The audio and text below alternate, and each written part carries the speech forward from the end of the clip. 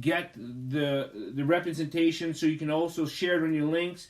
I know we have a couple more people that may be popping on, but I'm glad to have the Black Coffee conversation. So Malik, you're to my left. Introduce yourself, my friend. Alrighty, this is Malik Means from Brooklyn, New York. I am a director of a program called Maranatha's Leadership Academy. And what we do is we mentor young men. Been doing it now, probably going on like over 10 years. So welcome, gentlemen. And Chad, you're off to my right. And Chad, please. My name is Chad DeJarlais. I'm the owner of Next Level Performance.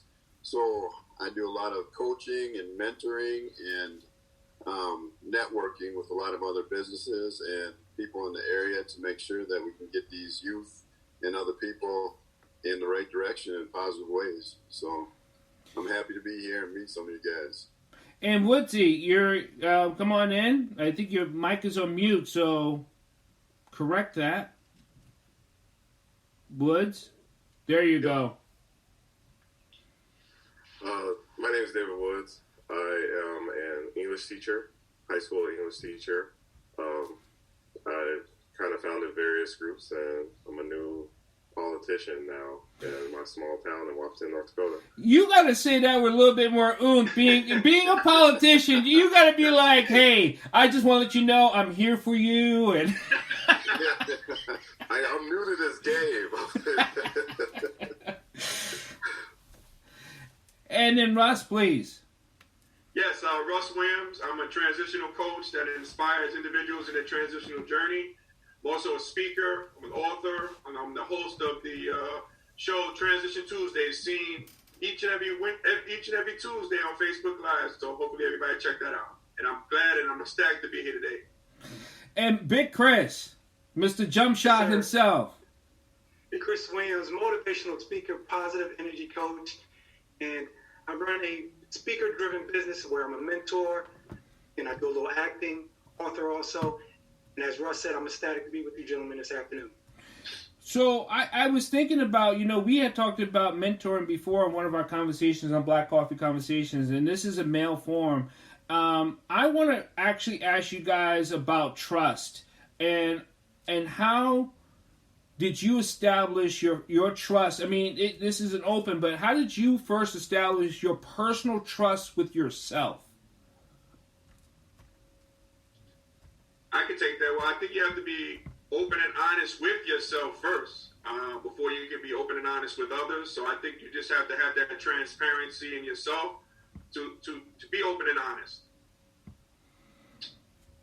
Okay, Woodsy, what about you? Because you're an elected official, so you must have developed a sort of trust with yourself. Because it all starts with testimony. I know we were talking about off air about you being in Alaska and Anchorage and things like that. So you must have, as a black man, you must have developed. How did you first develop? Like, hey, I'm a black man and I trust me.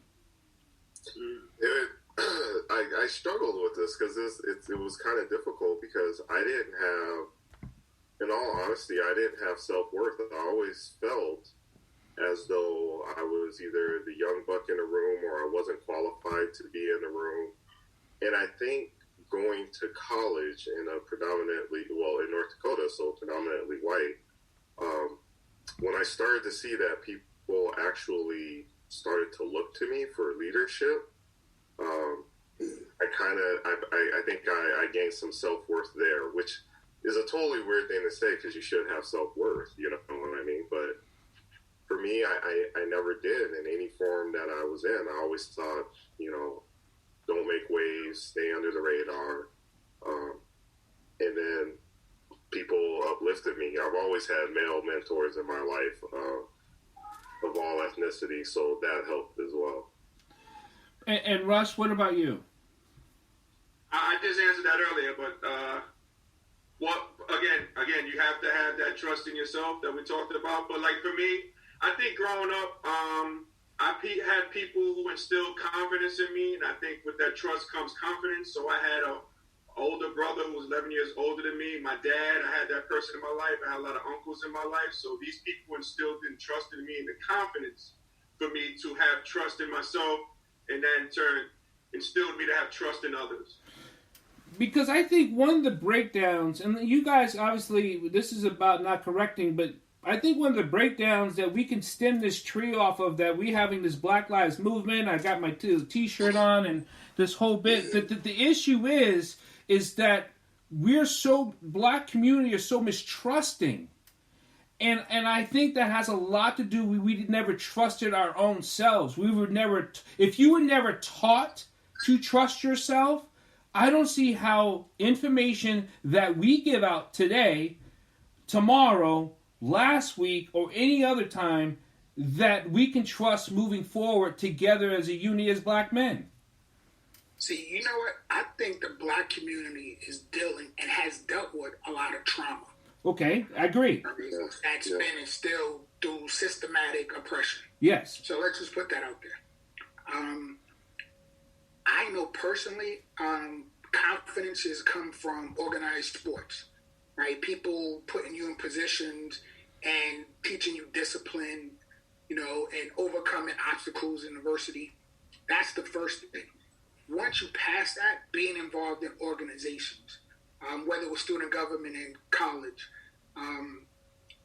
getting leadership positions in your job. So I think you kind of start gaining confidence and trusting your instincts because you see it paying off, right? And I think mentoring kind of led to being in a position, a blessed position, and saying, yo, how did I get here? Knowing that you didn't get here alone, and you're having a responsibility to kind of give back.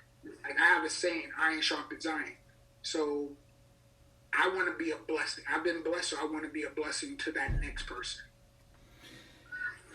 I think in addition to what Malik said and the other brother beforehand, Russ, and I believe it was Chad, I'm not sure, but I think it's important to understand your flaws, learning from your mistakes, because oftentimes we beat ourselves down when we make mistakes or we have issues or we go wrong. But I think true leaders really learn from their mistakes, and then they're able to, as Malik said, become mentors, and help and train others so they may not fall into that same trap. And I always say this as a speaker, most important word in the English language is we. We always focus on ourselves so much, but you can't do anything really successful without other people. That's why being a mentor, having forums like this when you discuss things, because your opinion is not the only one that's successful. Other people can do it certain ways and be successful.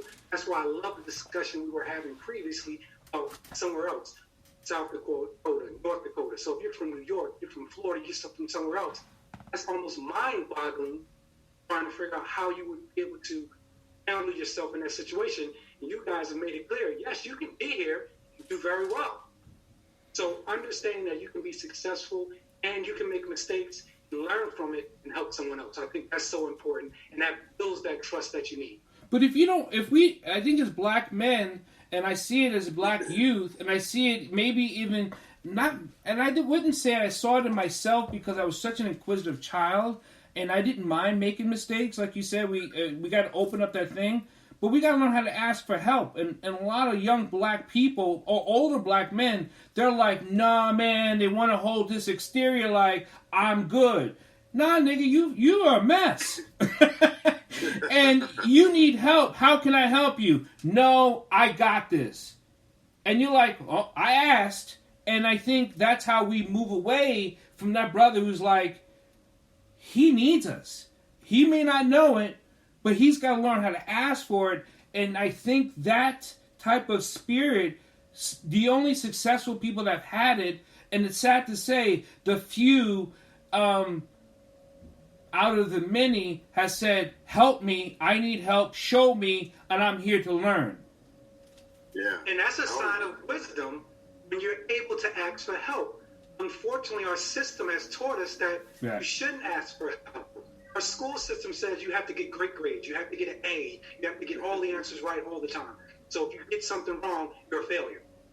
But then you get out of the school system in business, the most successful people are the ones who've made mistakes and learn from it and ask for help.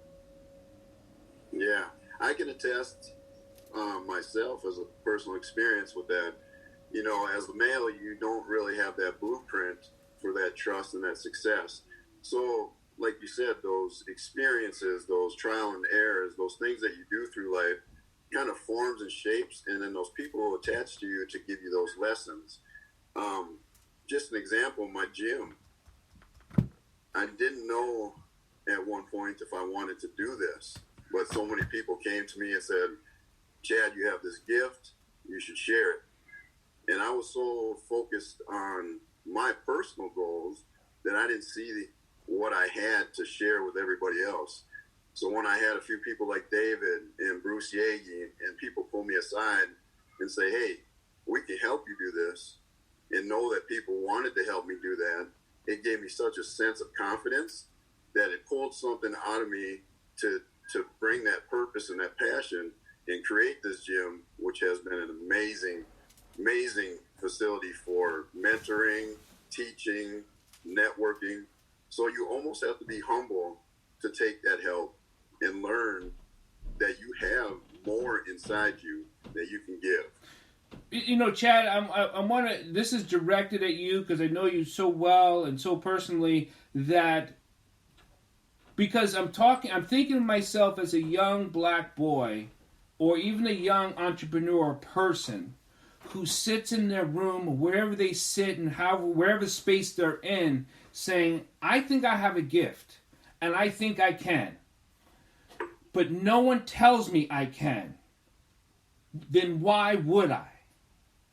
Yeah, and that's exactly where I was going from. You know, I think I got so focused, and I could probably say this would be other people and other kids too. You get so focused on what your individual needs are that you don't see the outside aspect that I can help this kid, or I can help this other adult, or I can connect these two people and make a greater circumstance for them. So when you're able to kind of come out of your own shell and your own box, and somebody gives you that confidence, like Bruce Yagi was kind of that person for me. He just kept on me. He's like, Chad, you got this gift, you should do it. And then other people started to jump in, and then things started happening, like funding, financial stuff that I'm not a super wealthy person, but other people had that belief in me to help fund my vision. And once those people showed me that, it was almost a different person that transformed me into being able to do these things for the community, being able to work with Woodsy now with his political aspects. We have so much that we can do as black men for our minority students that we just got to find that gift inside, open up, and let it ride. That's key. Like, you know what I notice? I come across this a lot, and I call it the sensitive thug, right? So you always see that young man who's the exterior is tough and hard, but anything you say to him, he's reacting to it. He's sensitive. You can't really criticize him, right? And that just tells me there's a lot of pain there. Yeah. You know, and it's really important. Chad just mentioned somebody believed in him. Somebody told him, yo, I see this gift in you, right? And I think that's our role. We have to be able to impart into our young people, let them know that we see you. You know, we sit beyond the hard exterior. We really see you, right? And let them know that they are special, because they're not hearing that a lot. No. A lot of the young men I deal with are coming from single-parent households. You know, and they have this mother who's probably working to provide, but she doesn't have a lot of time to nurture, you know, and they don't have a lot of positive male role models. Their role model is the athlete or the hip-hop artist. And whatever that image of hard and tough is, that's what they want to be. They want to be a man, and they don't really know what the definition of that is. So whatever seems correct to them, or whatever we're promoting, whoever has the most money, that's manhood to them. And I think it's our job to kind of step up and let them know there's other opportunities out there besides rapping or athletics. Right. I totally 100% agree with that.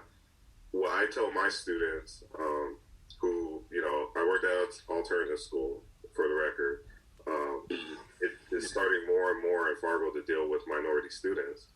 And I say to them, nothing has killed more dreams than street cred. Yeah. So if that's where you want to go, that's you. That's fine. But you know, as mentors, as black men, I always look at it as we can go about it two ways. We can go to the person and say, "Hey, I see you. You're not fooling me. I know you're smart. Right. You got people following you around the hall, so I know you're a leader. So I'm calling you out right now, and I'm telling you that I'm not going to leave you alone."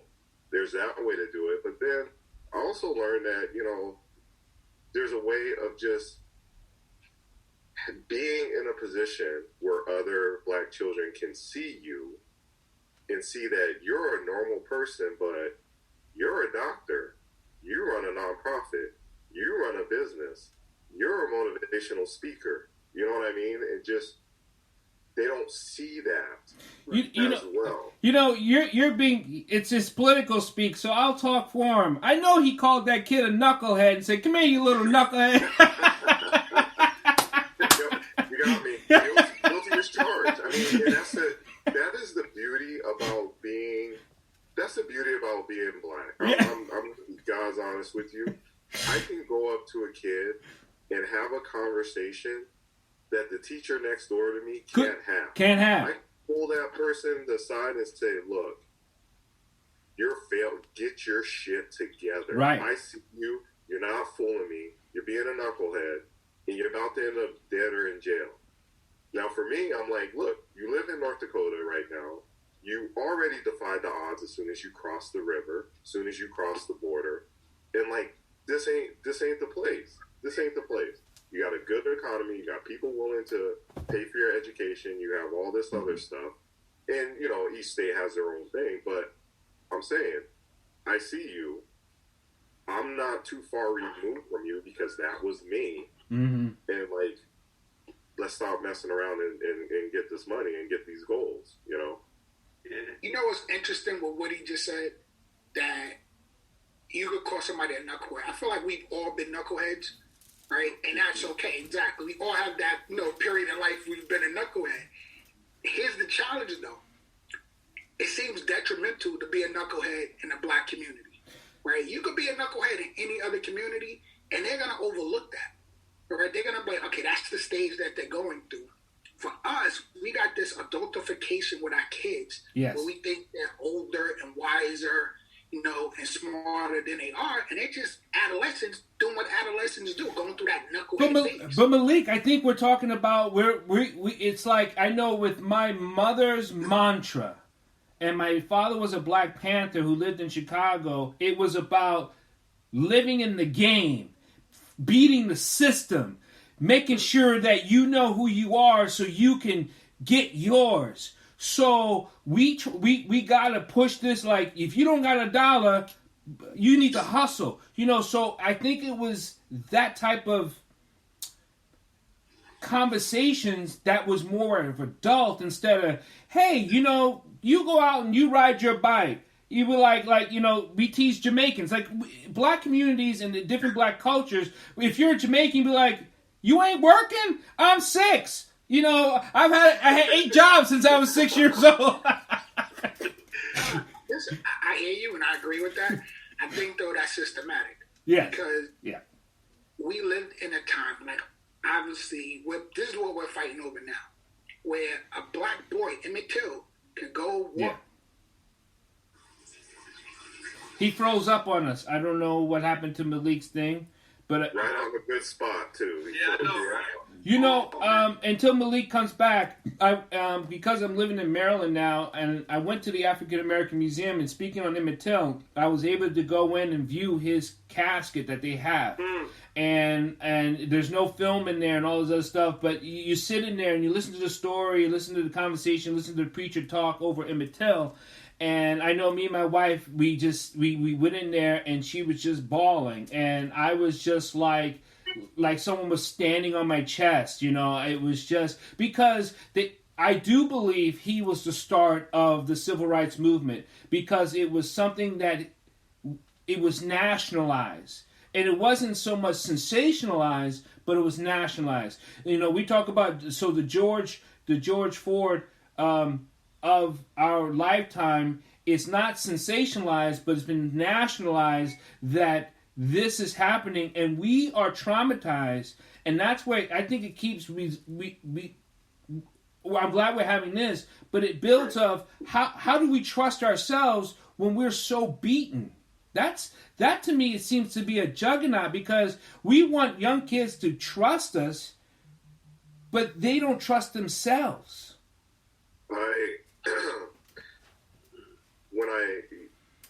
When I look at certain things, I always say, I live in for, some people say two, but I live in for Americans. I really do.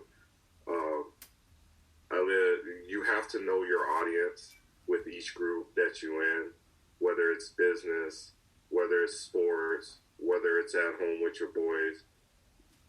It's hard to function if you don't know who your audience is.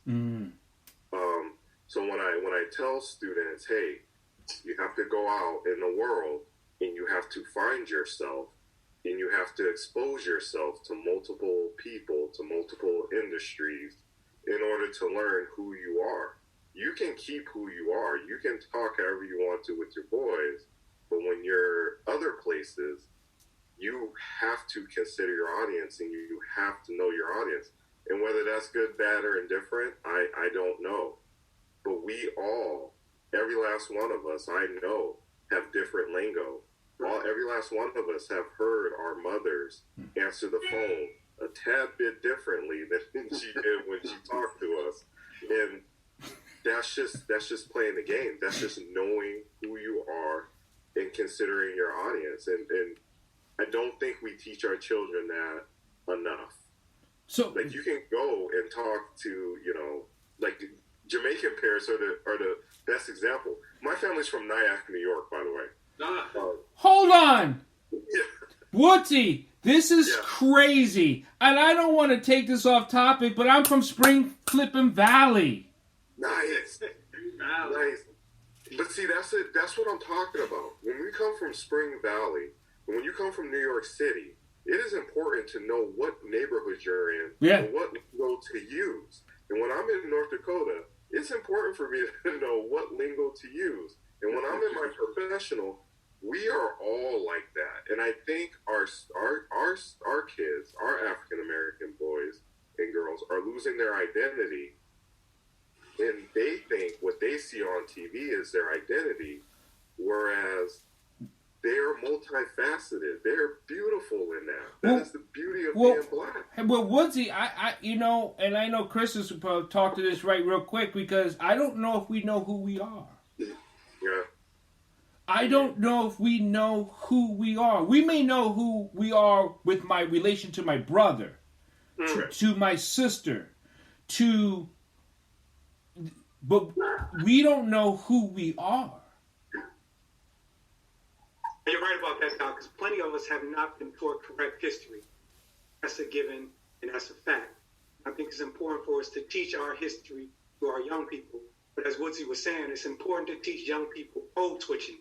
As a mentor, we always go over that, being able to obviously speak with your boys in one setting, and when you leave this setting and go into the classroom, it's totally different. And I'll use a great example. Guys usually like to have on their hoodies over their head. So it's cool when you're with your boys. When you come in this classroom, when you come in a setting where you're around other people, take your hood off. Take your do-rag off. It's not acceptable in this particular setting. Oh, why, Chris? Why? We don't understand.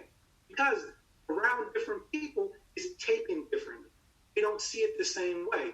And we have to do a better job of explaining that, how important code switching is, so you're understood in different settings. But I have to go back to making mistakes. I think it's so important that we understand and learn that when you do make mistakes, you can get better from them. They're not detrimental. But Chris, we teach and we make that clear. But Chris, here's the pushback on that is, why do I have to be the monkey for someone else? How come I have to be the clown and they don't have to do that for me? How do we? Because that's we as adults, we may know how to, like Woodsy said, be who you are and where you are.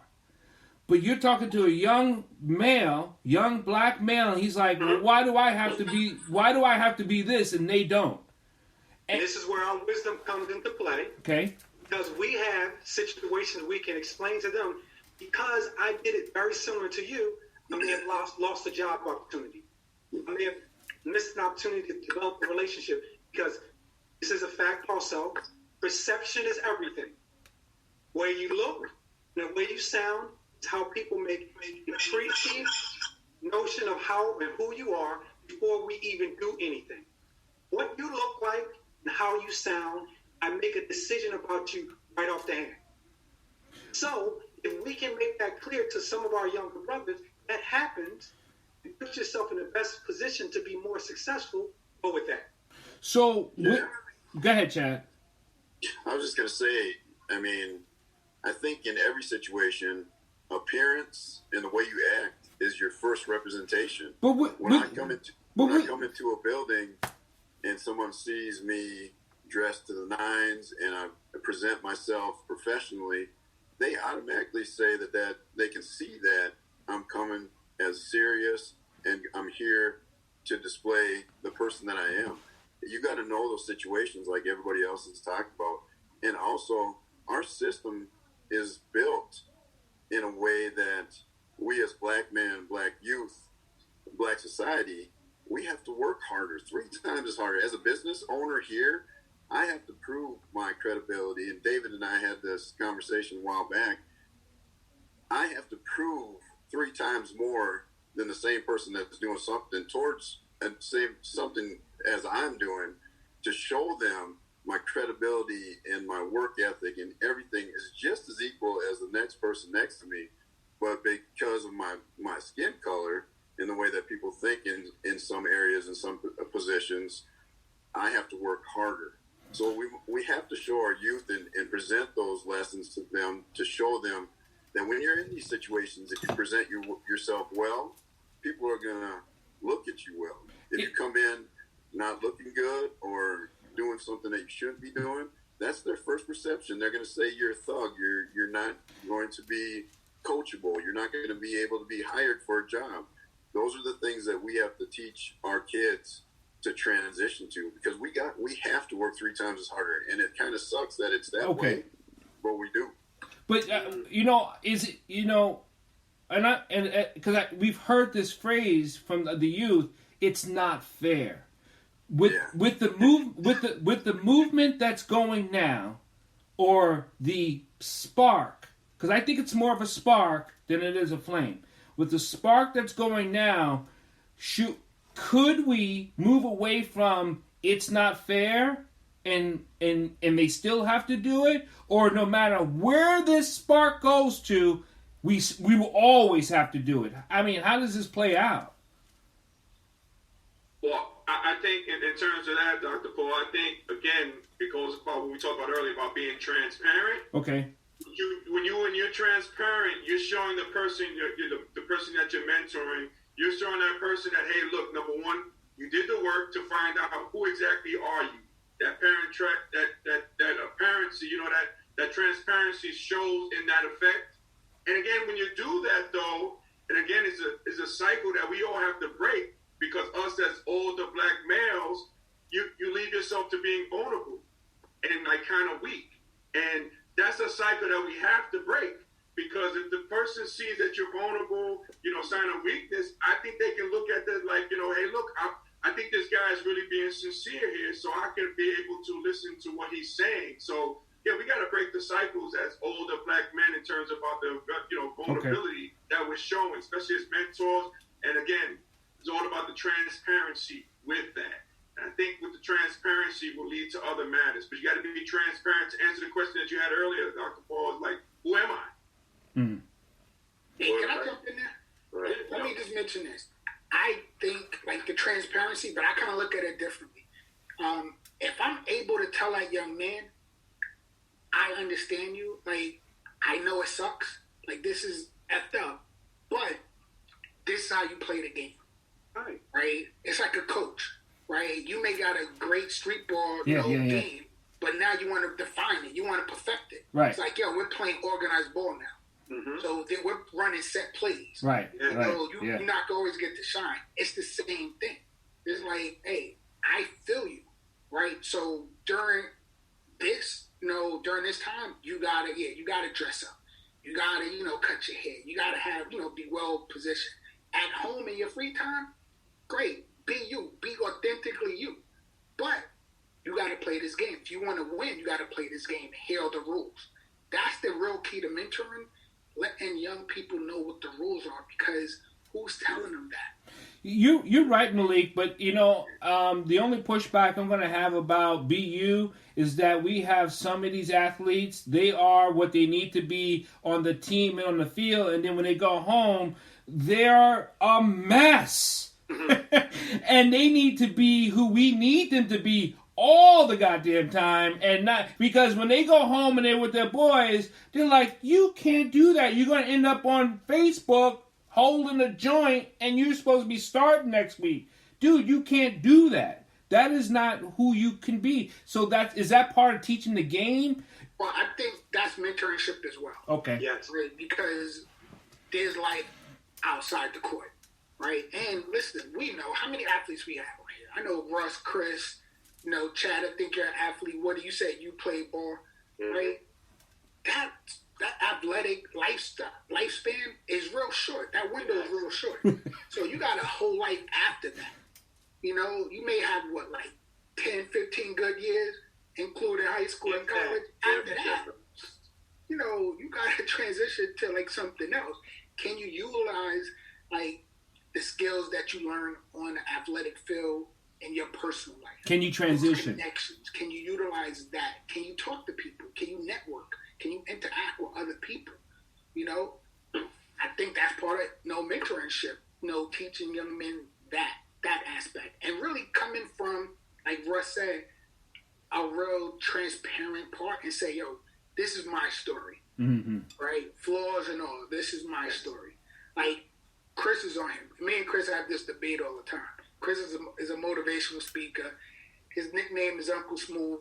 And I'm like, hey, when you talking to young people, you too smooth. Because they think you got it good. He telling about his jump shot. And I'm like, every kid in that audience is not that.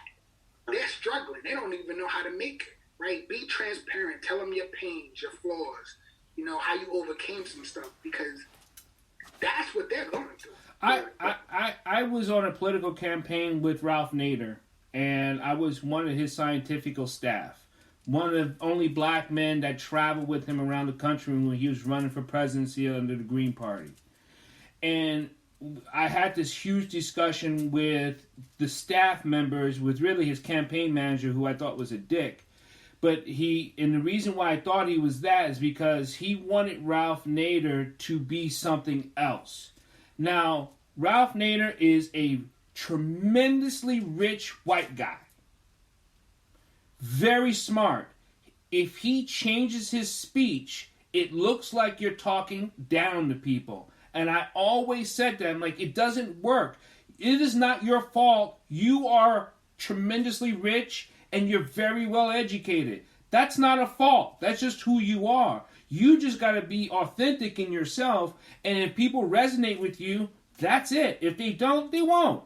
And I think we got to do the same thing as black men, is that we got to be authentic, transparent, and if they don't resonate with us, the difference with us is that we have to go, what do you need from me? That reminds me, Dr. Paul, of a phrase I once heard. It says, be you because everybody else is taken.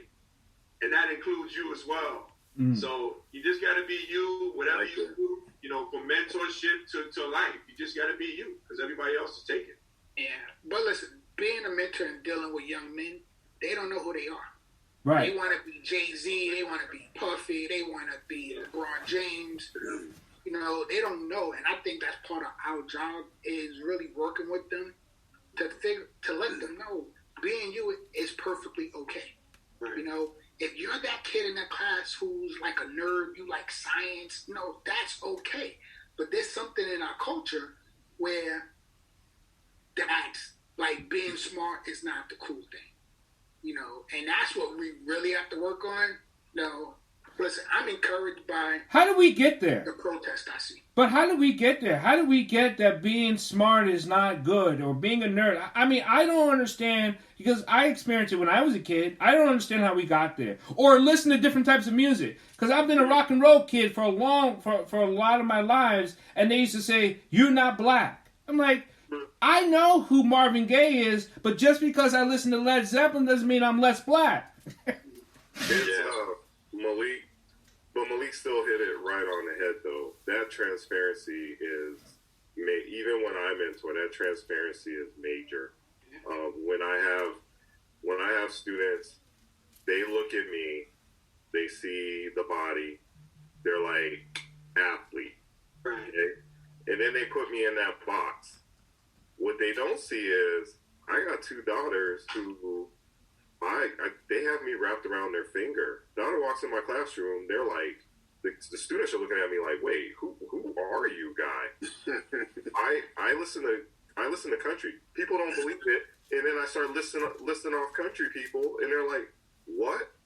I like to draw on shoes. I like to customize shoes. There are different facets to who I am, and the students don't quite understand that because they have this image that they have made in their head. They want that instant gratification. They want that fast money. This is how I see someone else get it. That's what I want to do. They don't see, the steps that Puffy had to take. They didn't see the failures that Puffy had to take. And they didn't see that, Kanye, I believe he went to college for like a year. I mean, In Chicago State.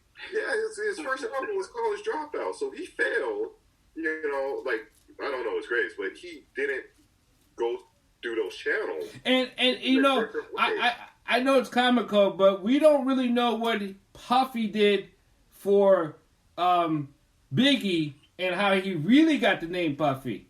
Right. Right. But there's a lack of diversity, which you guys are hitting on, which is so important. Wizzy, I love what you're talking about, Malik, also. Because when you don't see the diversity, you just assume if you're LeBron James or Michael Jordan, that's all they do. It's important that you see the background of certain people and their mistakes. And the one thing as a trainer, and I train guys basketball-wise, you always see videos of someone making all the shots on Instagram or Facebook. You had to miss a number of shots to make those shots. Yeah. You don't see that work. And the thought process is when you get in the game, you're going to make every shot. No, you need to miss some. But you have to take shots to make shots. And oftentimes, we don't go over enough. Yes, there has to be some missing involved to learn and understand. I call this, and I think we've talked about it before, even on the last panel, Woodsy and I have talked about it too, it's the ingredient factor. You don't make a pie without everything that's inside the pie. And I think our kids, they see their role model on TV, and they want to go from where they are immediately to where that role model is. The ingredients in between, they don't know they got to mix that up, experience that, know the failures and the successes to get to that point of being a tasty pie. So we got to teach that. And then we have to also celebrate differences. The variety of gifts that we have. You may be a nerd and love to draw. Celebrate that. You can still be an awesome athlete. You don't have to be shy that you like to read a book or do those things. Celebrate those differences and show them that they can be all of those at one time. And then teach them how to do the ingredients in between. From here to here. If you're willing to do all of this to make that pie, you can be on top. So that's what I love what Chad's doing at the gym, because the gym, the track, whatever. Sports is like the ultimate equalizer. Yes. When someone comes in Chad's gym, they look at Chad, see the size of his chest, and they're like, "Oh my God! Yeah. How much can you bench? How do I get like that? What product can I buy? What can I get so then I can get there?" And then I sit there and I watch Chad put these kids through workouts, and they are dying. And they're just like, I just never knew this much went into being successful at whatever craft that I want to do. I just never knew. And so to see them start from the ground and go, there's one, I mean, Chad talks about Bruce's son, to watch him go from this itty bitty freshman to now he's, powerlifting, and he's a dominant force. I saw the video. He's a beast. Yeah, and he put that work in, and it's like, that is beautiful, and that's what we have to teach our black children. So the beauty is in the work. The beauty is in the journey. So yeah. we know, say from here, this way, what we've talked about. I want to go back a little bit and to touch on the initial part of slavery. What I mean is the transatlantic and how it started. It started where tribes sold other tribes. And then anything that comes into America and how it got separated. So have we started mistrusting each other because of the tribalism that sold the other tribe? Is that something that's ingruent within us? That's something that we still have a genetic touch to, that we haven't really recognized, that we are still struggling with, that someone sold me out? Because what I mean is that we'll trust another white person before we trust another black person. And then we have these stupid phrases like, he's on black people time, that's why he's late. That's not funny, and it's sad, and it's sick, and it seems like, see, I know I couldn't trust blah, blah, blah, blase, blase. So is that coming from there? What do you guys think? I think personally it's like the crab in a barrel mentality, which is ingrained. But that's a black phrase. White people don't use crab in a barrel. Well, see, I say this. Yeah, I'm going to encourage everyone on the call and everyone listening to read a book. It's called Stamped from the Beginning. Yeah. All right.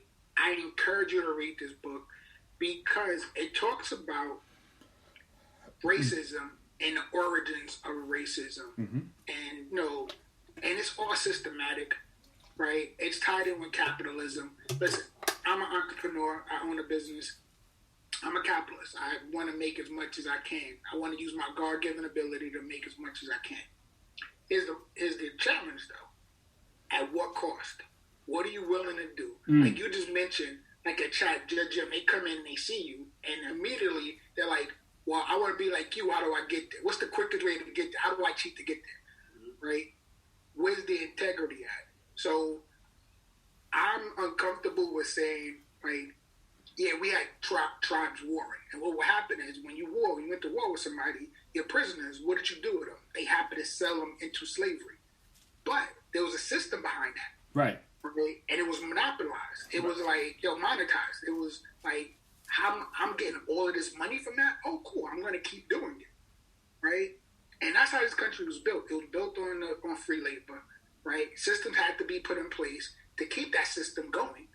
Right? So we had to be fighting against each other because imagine if we came together, what would happen? We outnumbered like our oppressors.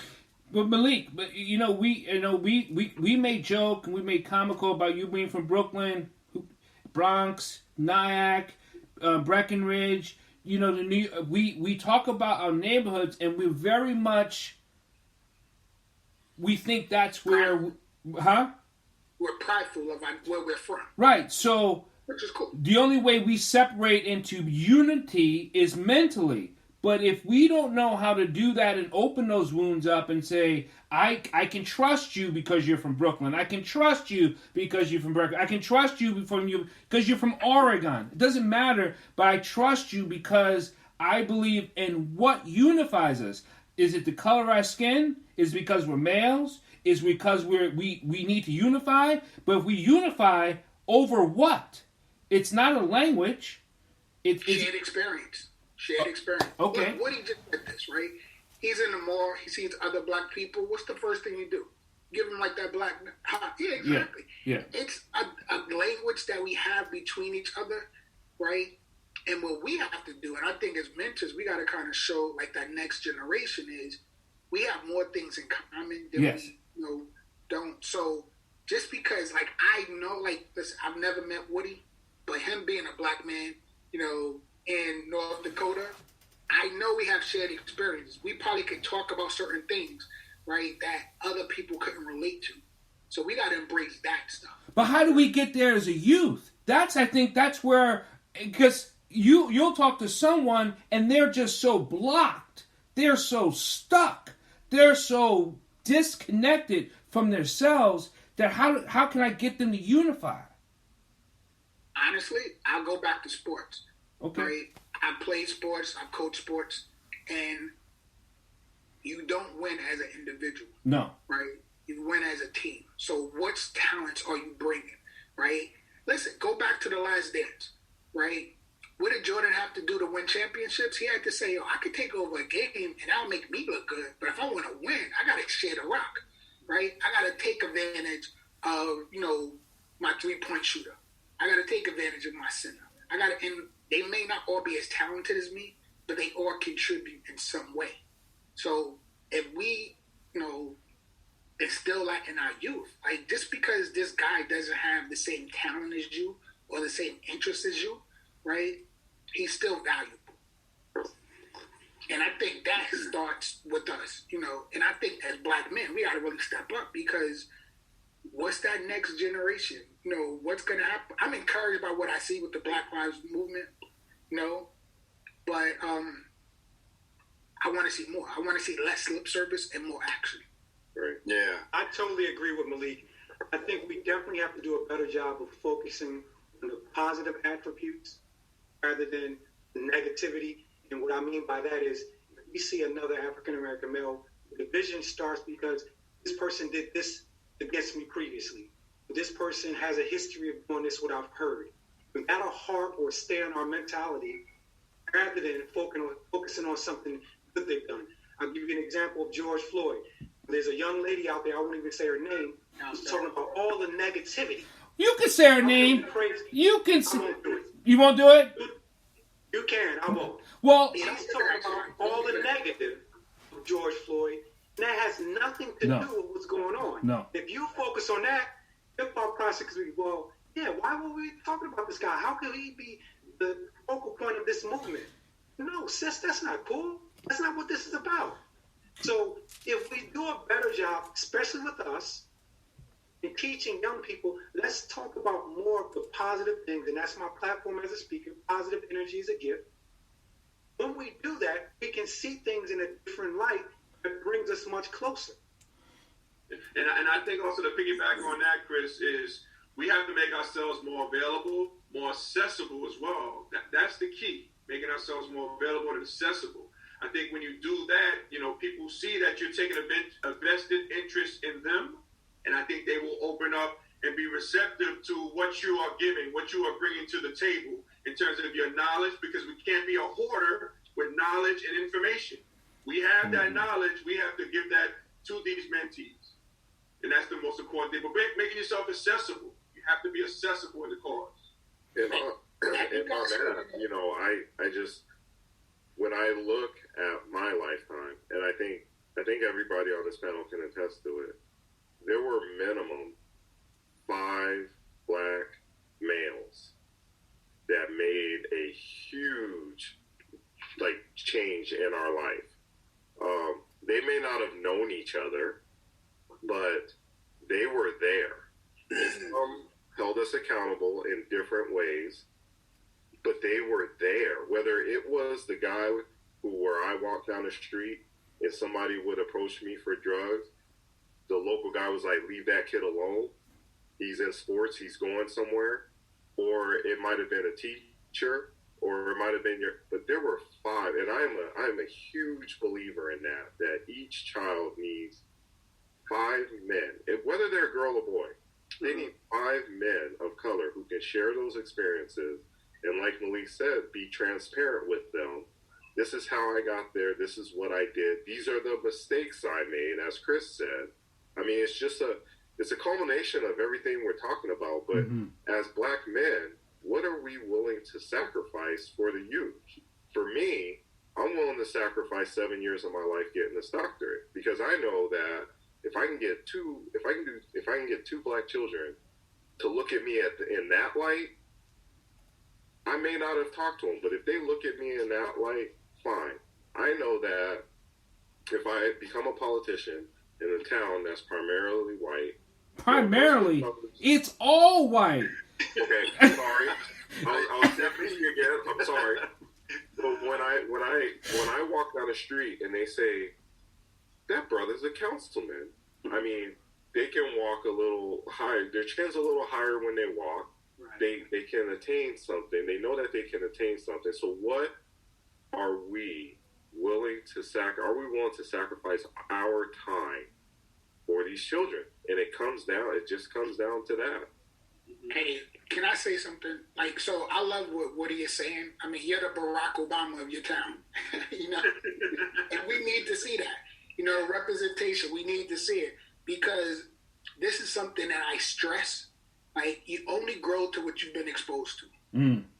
So we have to do a better job of exposing these kids to different cultures, different experiences, different people, because one of my kids may see in Woody themselves. Mm-hmm. Like, oh, you know what? I can be, you know, a council person, you know, great, right? And the other thing I want to kind of mention is the Willie Lynch syndrome. Yes. Right? It's a system. Like, they put a system in place to have us fighting against each other. Yeah. You know, let's pit, like, you know, light skin versus dark skin, house versus, you know, field. All of this stuff is systematic because what would happen if we all come together and realize, hey, we have more in common than differences? So when we line out, and I've done this before, and I think you guys have too, just by being coaches and mentors, is that when we line out and we outline the system, if it's in athletic form, whether it be a play, we got to show you their system. And in their system, there are these gaps we may call them flaws, but we actually going to call them opportunities. They're not flaws. It's just part of the system. In this system, there are gaps. And in those gaps, there's opportunities for us to score, for us to make a move, for us to make a play. So yes, understand the system you're going up against, see the gaps, see the spaces, and that's where you make your move. That's where you make your cut. That's where you make your play. That's where you make your block. That is where you got to use this to see the gaps. You know, I am not a New England fan at all, being a Giant fan. Not at all. But there's something you got to give Tom Brady when he's looking at the defense and he knows Wes Welker sees the same gap that he sees. He's not even talking about the play anymore. He throws it to the spot because he knows that sometimes you see the play, he looks over there and Wes Welker's like, they're like laughing. They're like, I see it too. And they're like, and they go and the ball gets there and they're like, how did that? Because you see the space. You see the gap. And we as black men, black community, we have seen gaps. We have seen spaces. That's why they're always trying to say they're so. What are the words they use for black people? They just come from nowhere. They're so resilient. That's what it is. They're so resilient. Resilient. We saw the space and we took it. You know. Yeah. One thing I'm sorry, Chad. You go ahead, Chad. Okay. One thing I wanted to touch base on was the unity part that you guys were talking about. For us to come together as a community, black men, youth, whatever, is a little bit of our pride. We got to knock that pride down a little bit and become selfless. So if you become selfless, then that outside world opens up a little bit. Yeah. And I see what Paul is looking at. I see what Woodsy is looking at. And it doesn't matter if I'm light-skinned, you're dark-skinned. It opens up a different realm of unity if I knock my pride down and I'm able to open up selfless and see what the needs are of my community instead of just seeing my needs or my light-skinned or my block or where I was raised at. Those things will open up if we knock that pride down. I see that a lot among black adults is that you may give them the head nod or whatever, but there's a little bit of animosity sometimes. I may be light-skinned, you know, and they may brush that off, or you may be too dark-skinned, and I'll brush that off. That pride factor needs to go down. We're all human beings, like we always say. Get to know each other first, and you may make a family member, a great best friend, a new business partner. Those things can open up opportunities, just like Paul said. Those gaps are opportunities that we're missing. And I think, guys, to piggyback on the sports analogy that we've been talking about the whole thing is you need to know, these kids need to know, and you need to know as mentors, you need to know your role. And when you know your role, you need to start in your role. Like for me, for example, I coached basketball before, and I had the kids down the line. I told them their role, and I told them how you can star on the role. I had one kid, I told him, I need you to score 1,000 points each game. He knew his role. Then I had another kid, I said, hey, the thing I need you to do is get water for people when they come out on the time I break. I want you to star in that role. So I guess when your role is defined and you know which role you have to star in your role. And that goes for life in general, being a mentor or being mentored. You know, that's what it's all about. Know your role and star in your role. I want that scoring role. Okay. I would prefer that scoring role rather than the water role. Well, that's me personally. I don't know about you guys. If you had that scoring ability, I would have put that on you. But I'll take that one first. there you go. Well, Smooth, we talked about this before. You're an alpha. And Yes. and we have to, you know, we talked about this before, is that we definitely have, alphas have to recognize who is not alphas. And we have to be able to be okay. They have to be, we have to let them know that it's okay that you're not an alpha. Correct. Because there's, and you don't have to be the king of the show to be the clown of the classroom to think that you're supposed to be popular, whatever alpha role you think you need to be in. So and I think that's all those teachable moments. But I think us as black men, collectively black men, I love my panels. I love having panels, and it seems like I'm talking to the choir, but I want all black men to be like who we are talking about being, because we can only reach in our own space. We talked about changing in our space, making sure you do what you can in the space that you have. Chad and his gym and LP, and then Woodsy and the school, and being a representative, Malik and his nonprofit. I mean, we are trying to be what we can in our space, and yet keep unifying us and moving forward. I think it's important for our communities to understand guys who are alphas. And I believe everyone on this panel is an alpha, just from what I've heard and see what goes on in our lives. But our community see us connect. Mm-hmm. It makes our community feel good and be humble enough to listen. One of the more difficult things to do when you're an alpha is to listen. Listen and understand. And I made this point earlier, that someone else's way could work aside from your way. And when our community sees that, they see us coming together rather than tearing us apart. Because when you do have alphas, it's easy to take sides, or rather follow Chris rather than following Doc. I like these principles. But when they see us come together, share ideas, that brings our community together. Again, division comes from within sometimes, but it starts outside. Like Malik says, it's systematic. They try to find so many different ways to tear us apart. But we have to be smart enough to understand we want to come together for the good for us. Malik, I have a direct question, and because I know you talk about systems a lot, and this is why it's a direct question. When it comes to information, reading, hearing, absorbing sources, how do you think we are able to discern the source that is beneficial for the individual? Because I think that's confusing, specifically now when you have all these productions saying all these things, like the woman, Chris Smooth, you were talking about. If I did not know my other sources, I would listen to her and be like, you know what? Right? And then there I go. So we got to fix that. How do we do that individually? Because it's nice that it's nice to be a mentor where we can come to someone of us in the panel and say, hey, Chad, I heard this. Is this true? And then Chad takes over. But until that person asks that question, they got to discern it from up here and then here. How do they do that? That's a good question. And I wish I had this easy, it's not microwave answer for you to be like, this is it. But realistically, there's no easy answer to that. What I will say is this, right? It takes work because ultimately, if you really want to get down to this, right, you should be reading like 5 newspapers a day.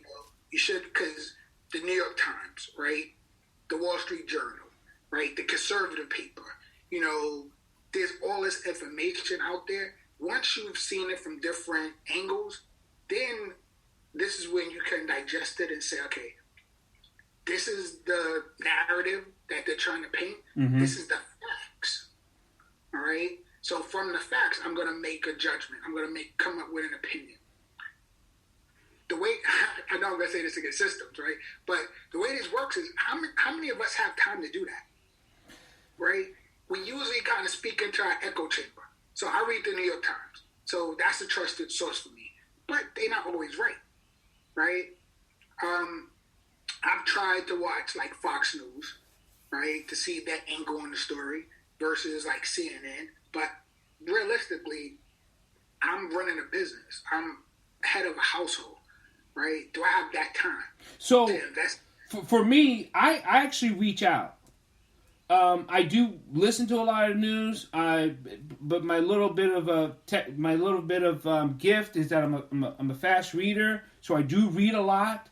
But I also reach out. I reach out to people who are in that space, or and I ask them, "What do you think of this?" And I wait for them to contact me back, and then we have that discussion. So to me, I'm always looking for that mentorship, no matter what, that partnership, that relationship, that family, that unity, because I'm always reaching out to someone and saying, I'm thinking this. What do you think? I had a great discussion with a white friend of mine who has been teaching since the 70s across the country. The guy is an amazing laureate and educator, and he started universities and been president of universities. And we talked about the racial divide and how it encompasses into the white community and how they don't see us, and they never can see us because they separate themselves from a moral high ground. And it's not because they want to, it's just because they can. So that's not something, until they actually want to get into your shoes, never being able to walk into there, they will always look at it from a satellite point of view. And he was just saying there's no way around it for them. Yeah. See, I'm a history buff. Yeah. So I love discovering new things, like other people's cultures, right?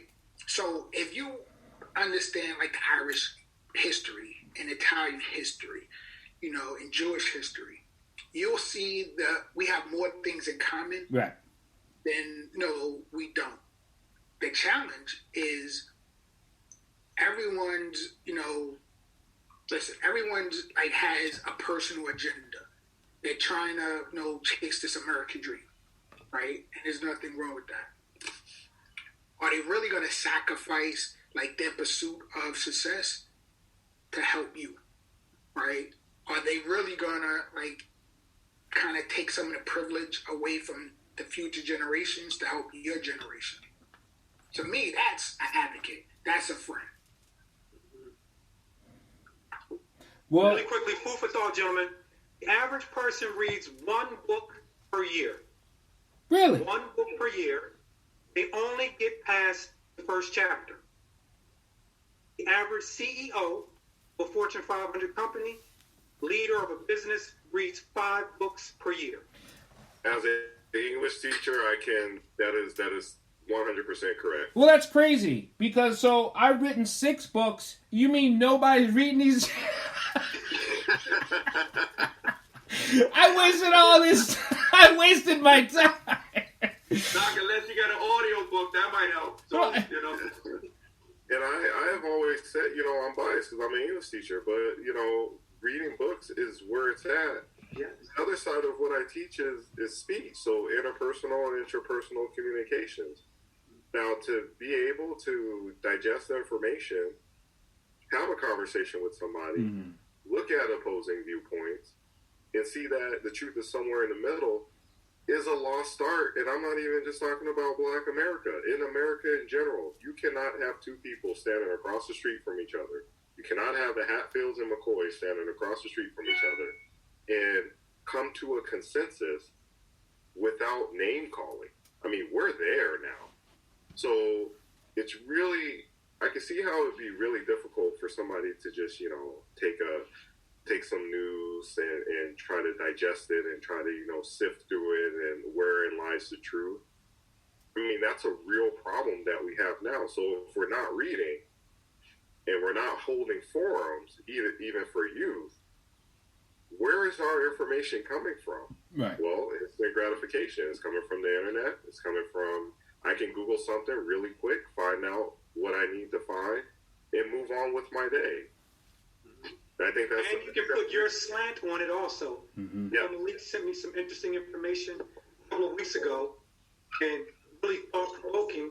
If you think a certain way, obviously there's a lot of information that will assist in your thought process. And one thing I always throw in there, how about common sense? Have we gotten away from common sense? We don't use that as much as we used to. Yes, because nothing's common. Yeah, that's a good point. It depends on how you were raised. Listen, if you grew up and all they taught you is like the alphabet from A to D, and that was your belief. If you went out in the world and they said, no, there's E through Z, you would have a fight. You'd be like, what are you talking about? My mother, my grandmother, my whole family was wrong. There's something else. You would freak out. So that's our reality. We're working with people who have limited information, but they're comfortable in that information. Now you're coming along and you're not as familiar. You want to challenge that. You're trying to destroy their world. They're like, wait a minute, you're gonna blow my whole world up, my whole belief system. I can't handle that. And the only person that Black men are allowed for their world to be blown up is by a woman. We will lose our minds when a woman. That's the only time we're like, fuck it, I believe something else. I plead the fifth on that one. I think it was Chris who said, right, people don't care what you know until they know how much you care. Right? So I know in mentorship, the students and the kids don't really buy in until they know that you're committed. So they're going to test you. They're going to try different things. Yes. And they want to know that you're going to stick around. Because maybe they don't have a male role model in their life. They don't know why. It's the trauma. We talked about this before. It's the trauma syndrome that we're in. And I had just said this on the last forum, the Father's Day forum. I thoroughly, and I believe this wholeheartedly, I think every Black male, if everyone in the Black community, they have trauma. They are traumatized. And if you don't seek help or mentoringship, you are dead wrong. If you think you can get through over whatever you are in by yourself when you are traumatized, you're absolutely wrong. I hope someone corrects me on this and says, nope, I'm traumatized and I'm doing great, because you're full of shit. Because first of all, you gotta get help. And that's mental health, that's spiritual help, that's mind help. You have to learn how to develop to be. And I don't care where it is. We can talk about the body. We can talk about spirituality. We can talk about the emotional mind. We can talk about the spiritual mind, the mental mind. If you're not getting help, you will stay broken, you will stay traumatized, and you will stay disconnected. And that's when the other communities will destroy you. I'm not even gonna lie. When I first got into education, I didn't even fully understand that. So I know that a lot of educators are going into education not fully understanding that. And you spoke from our community. I mean, it's like that in a lot of the communities, and a lot of communities were better at getting their children the help that they needed in order to get past the traumas of the past. and we really haven't. And now that, you know, older and wiser, and you know, 20 something years into education, I totally can understand. Multiple students are coming in, onions, and I'm just constantly peeling, just constantly. And you know, you guys are mentors, you guys all understand what I mean. It is constant. Yes, our children are broken, and I just wish that, you know, education could understand that, because it would change the dynamic of everything. It would change discipline, it would change curriculum, it would change everything if we just understood that when a student comes through the door, they are broken from their past. Yeah. And, you know, just to piggyback on, like, the momentum that's going on in our country right now, I think eventually down the line we're going to be rewarded with reparations. And I think the great important thing that you talked about, Dr. Paul, is having part of those reparational process, not a monetary process, but a mental process, mental therapy to go to help these people, to help us in these reparations. So hopefully if that goes through, I think mental therapy is needed for everybody. My only concern with that is, like, for instance, I agree with you, Woody, about, you know, mental challenges, but that's getting addressed in, like, independent schools and, like, boarding schools, right? You don't see a lot of us in those, you know, scenarios, in those institutions, right? So if little Johnny comes into the building and he's acting up, right, there's a therapist on campus that will sit with little Johnny to figure out what the problem is, because they understand that's not his normal behavior. But Jamal, right, he goes to the local overcrowded high school. There's no resources there for those kind of services. So Malik, I did some mentoring down in Red Hook, right? And most people don't know Red Hook is. I was down in Red Hook, that's in Brooklyn, and it's a totally screwed up school. And I was down there for a parents teachers presentation, and I went into, we need to listen to our children and understand where they are at and not what we want them to go, right? So, and teachers are so concerned about taking you from understanding where you are, but making and helping you go to another place, right? But if the parents don't understand where the teachers are going, then there's a disconnect. And if the child wants to go to something else, then there's another disconnect. So we all need to get it. We need to not have parent-teachers conference. We need to have parent-teacher-student conference, because not all of us are listening to the same conversation that we're having about a situation. And the principal was like, this is great. So I was able to go to some families and some housing projects to talk with some parents, because they didn't have the time to go to that conference. But so I went there and knocked on the door and I said, I met your daughter, blah, blah, blah, and she is this. And the parent was like, oh, I didn't know that. No. Don't be upset that you didn't know because you're busting your hump trying to work. I get it. That's why I'm here to talk to you and your daughter or your son about what we talked about, and here is help. And that's what goes back to what you guys said, that what are we willing to do? I think we all can be willing to do that and do that service to our communities. Yeah, absolutely. You know who's doing a good job with this? Jeffrey Cannon, the Harlem Children's Zone. Yeah. Right? They're taking it from a holistic approach, where they understand you can't really impart into children, right, until you really fix the household. Yeah. So they're mentoring programs, they're financial programs for the parents. They have something called like baby college, where as an infant, kids enroll, the parents enroll, and they're both are learning at the same time. Because for the most part, we're dealing with broken children who come from like broken environments. And I know as a mentor, and I would just say this, as a parent, that's the toughest job I've ever had. Mm-hmm. So now I'm parenting or mentoring other people's children that had no say in how they were raised, right? They're with me for a short period of time, but then they're back into that environment. I would love to carry this over, but I know we got a bunch of things we want to do. I also want to see everybody back here next month. I'll let you guys know what day we can have another male talk and male conference, because I enjoy it so much. My wife is she's watching, and she's just so happy that men can talk, and this is such a great thing and a great format. Chad, so I'll give everyone, Chad, go ahead. What do you want to say before we take off out of here, sir?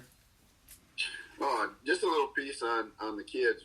Recently, my wife and I got into the foster care system, so I totally understand having someone else's child and being able to parent and get them out of those systems that they were taught, and the negativity and the things that they had in trauma. So just an example is, you give them a good place, a good structure, good routine, but it takes kids a while to get into that groove.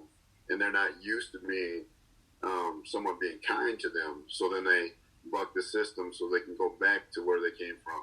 So that's how it is going to be for the kids outside the community too. You're going to have to give them a little bit of trust. They'll build up, try to buck it, and then you just keep going. The more and more bricks you lay upon that, the better and better they're going to have. Woodsy, you're next. I don't know. I'm floored because I'm actually really happy to see a group of professionals come together and be able to have a conversation, have a civil, really articulate conversation about things that are happening to our future and how we go about fixing those. Yeah. So I just want to thank you all for letting me come in on this, because this is awesome. It's a blessing. Russ? Yeah, I appreciate the opportunity to talk to you guys. I love this forum and what it presents. I think the main emphasis is just to make yourself accessible, make yourself available, and just keep in mind that you can't hoard your knowledge that you have. You can't hoard the information. It's important to give that information on to others so they can prosper like you're doing. Mr. Smooth. Thank you so much for having me. Appreciate the invite. Never stop learning. Be a lifelong learner. As much as you think you know, you can always learn something new. The world doesn't stop teaching. We can't stop learning. God bless, man. Malik. So first I wanted to say Happy Father's Day to everyone on this panel and everyone that may be listening. And I'm encouraged by this, by the minds, the black minds, the fact that we're all coming together and willing to, invest in our next generation. Hey, I love you guys. Just everything that you're doing. This is a critical time for us, right? And I said this before, but out of Ferguson came Black Lives Matter movement, right? And now we see what they're doing now. I'm encouraged and I'm hopeful to see where we take this, where we headed as a community, right? So once again, thank you. You said something, and I think that's a shirt that maybe someone can make, is Black Minds Matter. And you just said it, because it's right. It's our minds. We don't take enough pride in what we bring to the table as a mindful people, because we're very emotional, we're very mindful, and then sometimes our brokenness gets in the way of letting our hearts open and letting our minds open. So our black minds matter. That's awesome. I got dibs on that T-shirt. And I'm gonna go up and trademark that as soon as we get off. So. Okay. Well, if you do, get it made, because I don't have that resource to get T-shirts made and things like that. So that is such a, it's right there for us to have. Absolutely. Yep. God bless you guys, and we'll see each other in another forum. We all have Instagram, and we're talking. Our messenger. So you guys have a beautiful day. Happy Father's Day and happy day. Thanks, fellas. Have a good one, guys. Peace.